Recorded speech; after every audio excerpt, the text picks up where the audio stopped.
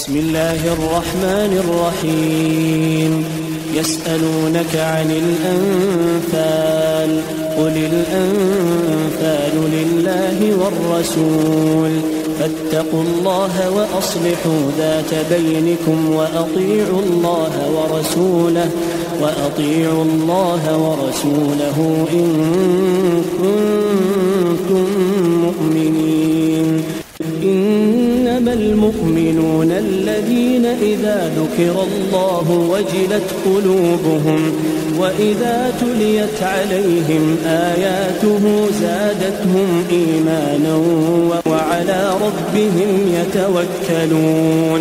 الذين يقيمون الصلاة ومما رزقناهم ينفقون أولئك هم المؤمنون حقا، لهم درجات عند ربهم ومغفرة ورزق كريم. كما أخرجك ربك من بيتك بالحق وإن فريقا من المؤمنين لكارهون. يجادلونك في الحق بعدما تبين